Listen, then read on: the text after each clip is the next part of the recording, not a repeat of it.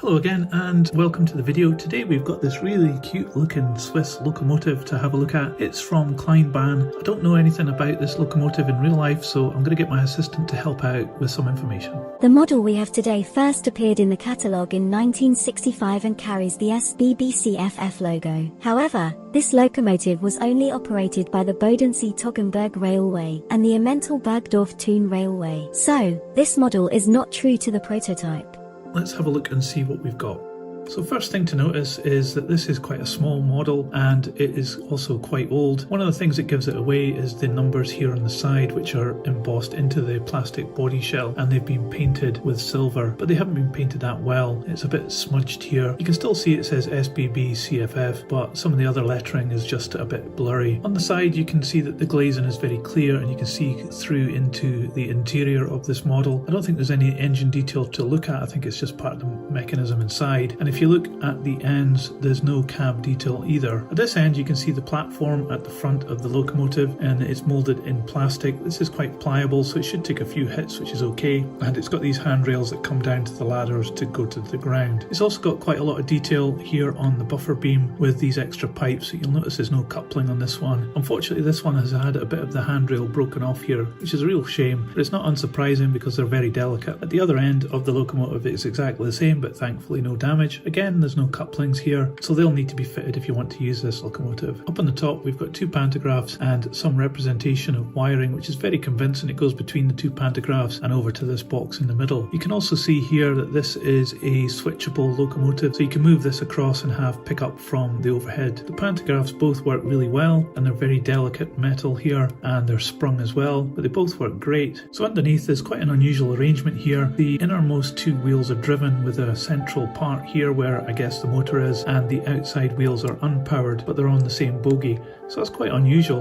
I think this might have problems getting around tight corners because of that. Let's see how this runs.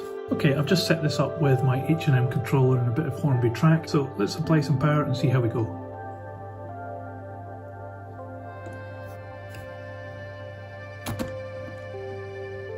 Okay, so it doesn't seem to be working, so I think we need to take this apart and have a look and see what's inside. So it looks to be that the screw here and one on the other side is holding the body on, so we're just going to take that off.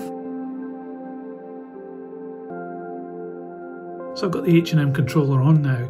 There's not much space in this tiny locomotive, so I've had to lay it down like this. So I'm just going to attach some power to this point on the motor and one of the wheel sets. And we do get the motor working and the light coming on, which is great, so at least it isn't a problem with the motor.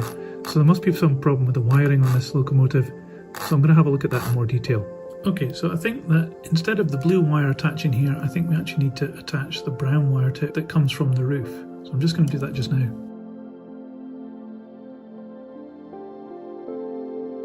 Okay, I'm just going to test if this works. So this point here and this point here. Okay, so something's happening. Okay, I've turned this over and I'm just going to check whether this works by touching the wheels. So that's great news. I think we fixed this. So I don't think I'm going to win any prizes for soldering, but I've managed to get this locomotive back together and it's on the test track again. So let's give it a try with some power.